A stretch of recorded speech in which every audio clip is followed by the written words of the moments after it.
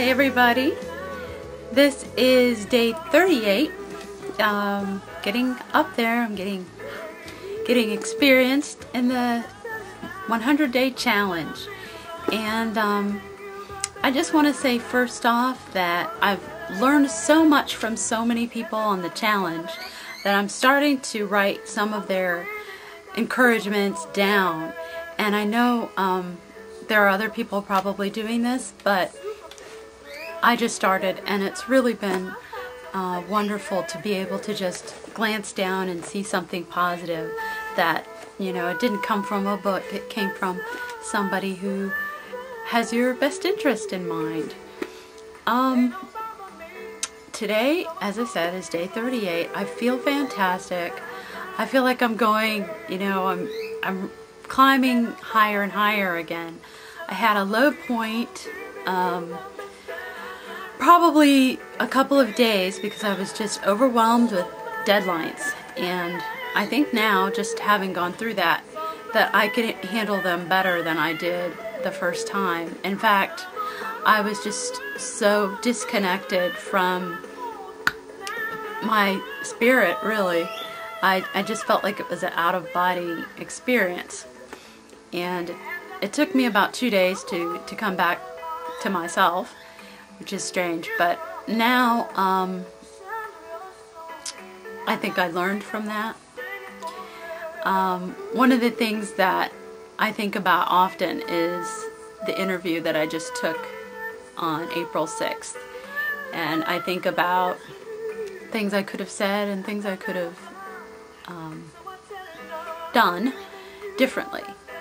And I'm not one to, you know, this is one of the first times I've ever been retrospective, to look back, and it's not a good thing to do. I don't recommend looking back a lot over things that you could have done differently. I think, you know, I'll learn my lesson and do better the next time.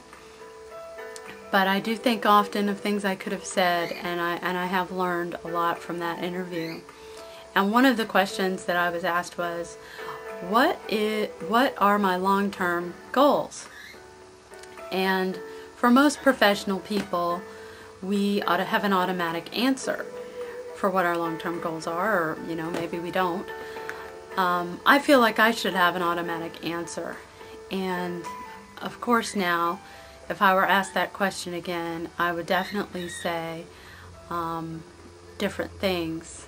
In fact, I just felt like I was so in the moment that it was difficult for me to think long term. I made so many mistakes on this interview that, you know, I can't go through them all, but I did learn a lot. On the positive side, I have worked out a lot, and I am running on the treadmill over a mile now. It was a struggle for me to get to a mile, but now I'm running a mile and I feel strong and enjoy it. The time just goes by so much quicker now because I think my stamina is up. And I'm also doing a mile on the elliptical, which, you know, for some people that's not a lot, but for me that's progress. And I'm going to continue to add distance over time. I have continued to focus on my graduate studies, and I went to the library and I took out a book on interlibrary loan, Molecular Evolutionary Genetics. This book is doing a lot for me. It explains to me what I'm doing and why, and it's been wonderful. I started taking notes out of it yesterday, and I think I know it's going to help me a lot, clarifying some of the tests, statistical tests that I did for my methodology. So I'm happy about that. I'm eating better. I went shopping and I got all this health food. I'm staying away from too many breads and cakes and candies and all that stuff that was just unconsciously going down the pipe. But I'm doing much better in that regard, and I look forward to reaching my goal of dropping 20 by July 4th. It's a big picnic day, so it's a good goal to have. A good goal, and being healthy is such a positive goal. There's so many people in the challenge that are getting healthy. We're gonna do it. We just change our habits and keep getting going further and further. It's cool. I am exercising my social skills. Visited my family over Easter. We had a great visit. There was a lot of allowing and accepting, and you know, there's so many different personalities in the world. You know, we all can't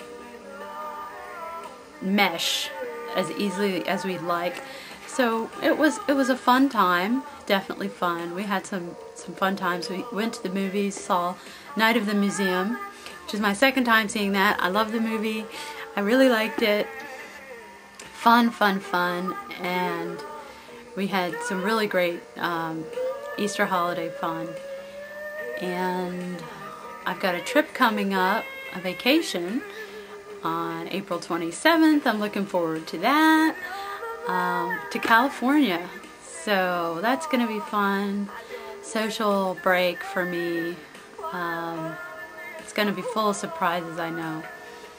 I just feel very, very excited, very, very happy. My mental and physical and spiritual aspects just seem, you know, when they're all cooking, it's just like, I just feel like I'm just on cloud nine. I just feel amazingly good.